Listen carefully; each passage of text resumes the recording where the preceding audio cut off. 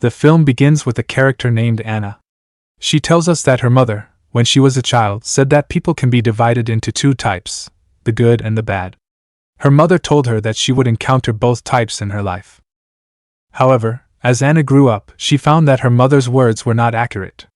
Everyone she met turned out to be deceitful and wicked. She hadn't encountered any genuinely good people in her life. Anna also shares that her mother had told her about an ancient legend among the indigenous people. According to this legend, an evil spirit would emerge from the forest and take the souls of criminals and wrongdoers. This spirit would punish them for their actions. The spirit first appears in dreams. Leaving Anna and her ghosts behind, we shift our focus to David. He is driving back to his hometown. However, he hears in the news that the weather is about to turn deadly. The weather forecast warns people not to go out because the temperature will drop significantly below freezing for a couple of days. We then see Anna working at a restaurant, where all the customers enjoy interacting with her. She approaches her colleague Billy, who also works at the restaurant. Anna informs him that she's closing early due to the severe weather. Anna notices numerous missed calls on her phone from Vince, her ex-husband. Shortly after, David enters the restaurant. He didn't know where he was going and asks Anna for a cup of hot coffee. As the other customers leave, only Anna and David remain, and she brings him his coffee. David observes signs of violence on Anna's hand. Anna is surprised when Vince, her ex-husband, enters the restaurant angrily. He confronts Anna, demanding to see their daughter, Isla. Anna informs him that Isla no longer wants to see him. Vince becomes furious and physically assaults Anna. A fight ensues. David intervenes, attempting to calm Vince down. However, Vince's anger escalates, and he approaches David's table. He scolds David for interfering, and told him, "Didn't your mother teach you not to interfere in what doesn't concern you?" and he wanted to beat him. But David reveals that there are security cameras in the restaurant that will serve as evidence against Vince. David tells Vince that he understands the situation between him and Anna, noticing how Vince mistreats her. David threatens to call the police. Vince, increasingly agitated, warns David that he'll regret it. He accuses David of having an affair with Anna. David denies any relationship with Anna, stating that he's married and has never met her before. However, he learned her name from the t-shirt she was wearing. David advises Vince to leave if he wants to see Isla again. Otherwise, he'll call the police. Vince, still seething, vows to teach David a lesson next time they meet. After Vince heard David's threats, he suppressed his anger and left. In a fit of rage, Vince shatters the mirror of David's car and storms out. Anna approaches David's table and apologizes, feeling embarrassed about Vince's behavior, her ex-husband. She explains that he wasn't always like this. Suddenly, he started drinking excessively and became violent. He was also fired from his job. David reassures her, saying he understands this type of person. People can change in an instant. After she thanks David, we watch him leave and attach his car mirror. Later, David goes to a gas station to refuel his car. Vince sees David's car parked and says to himself that this is my chance to take revenge. But before he enters, he sees a police car entering the gas station. And he remains standing outside the gas station watching from afar. David finishes what he came for, and when he wanted to leave, the policeman stops him and tells him that the car mirror needs to be repaired. David tells him he'll fix it at the first repair shop he meets. But when David goes, Vince follows him in his truck. David spots Vince in the mirror and becomes tense.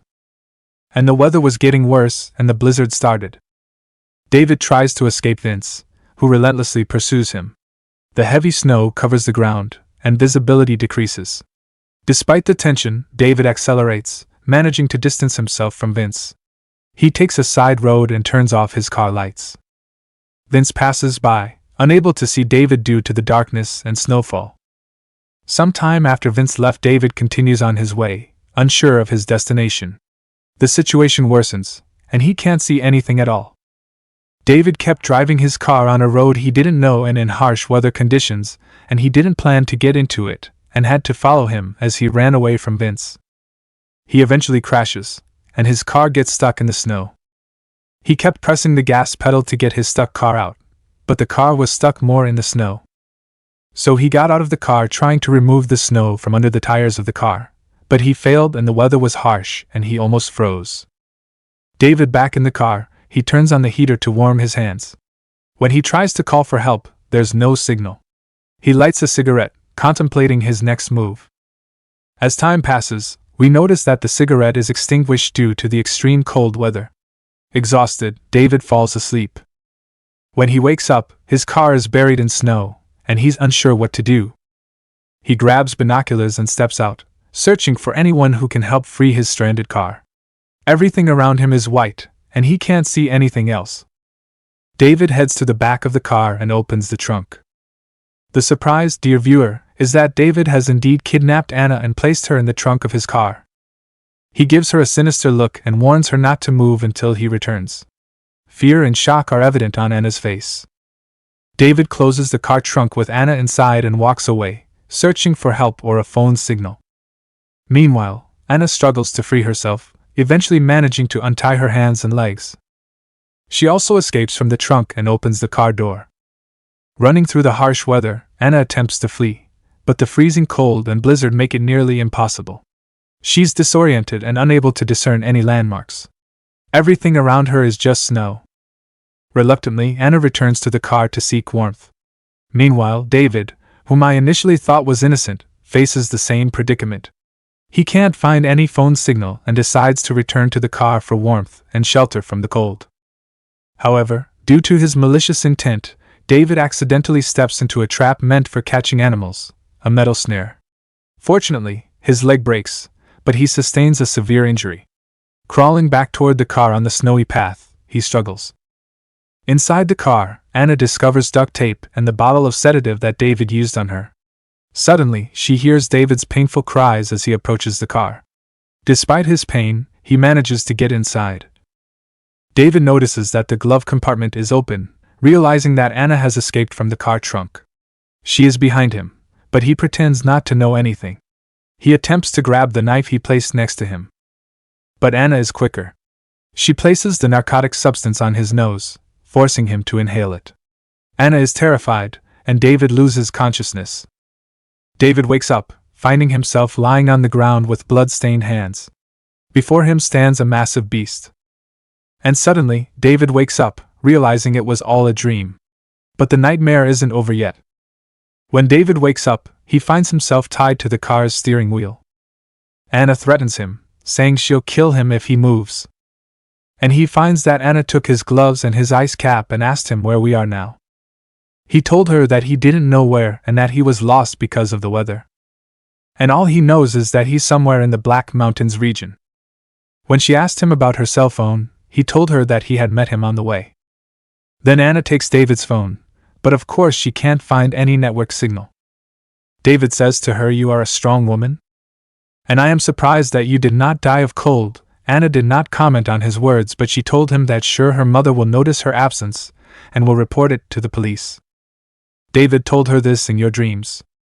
Yes, I forgot to tell you that I sent a message from your phone to your mother that you are with Vince to fix the relationship between you two.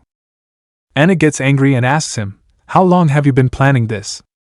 David told her honestly a long time ago, and he admits to Anna that he was watching her and knowing everything about her. Anna asks him why she is doing all this. "You must have done this with many girls and women." He told her, "I wasn't like this and I didn't know what suddenly happened to me. I started kidnapping women and I have a desire and enjoyment to kill them." And he admits to her that he invented the narcotic substance that makes them lose consciousness quickly.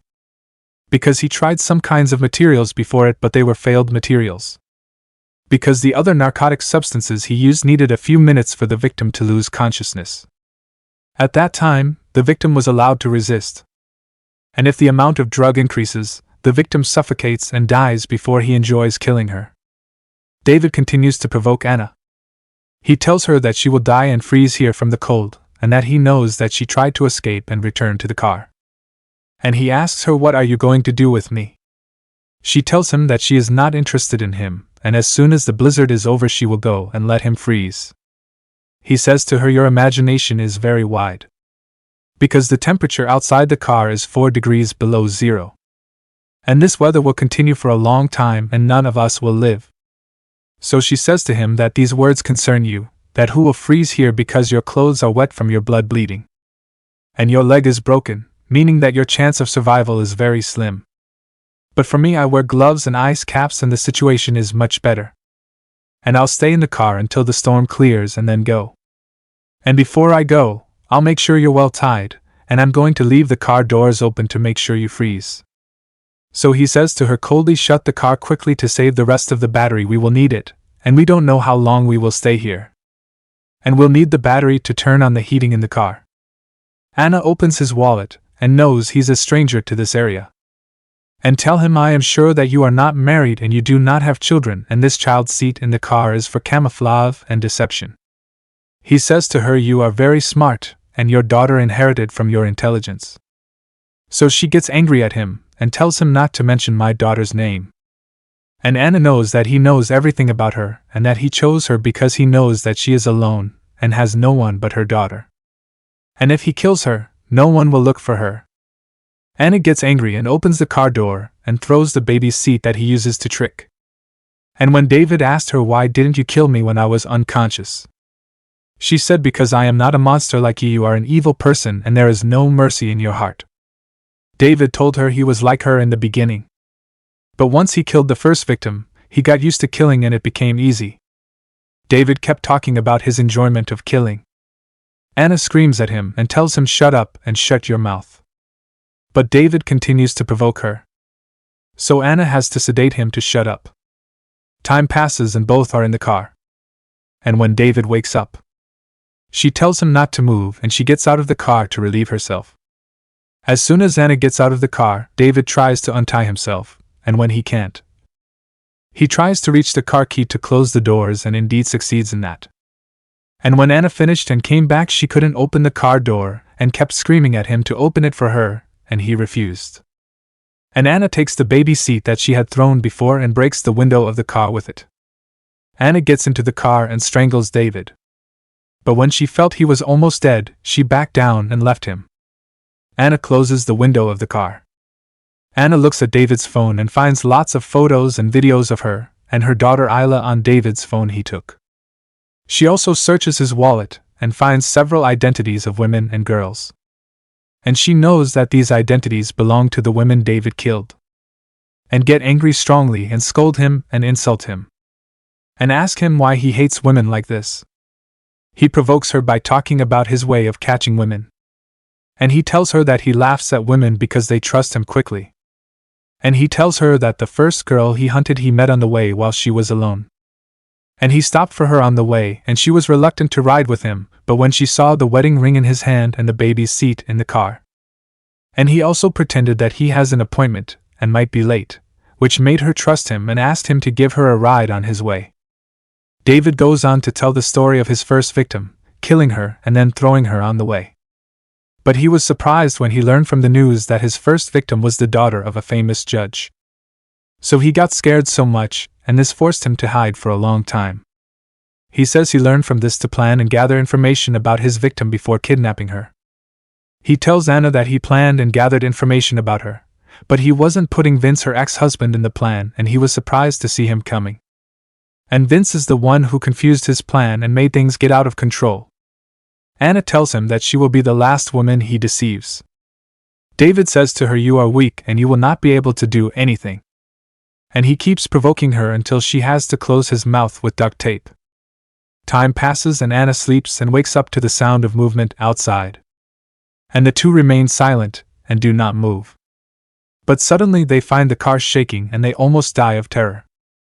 And David keeps pointing to her to start the car and play a song to make noise and scare that creature outside. Anna does and plays a song and makes noise with the car beeps.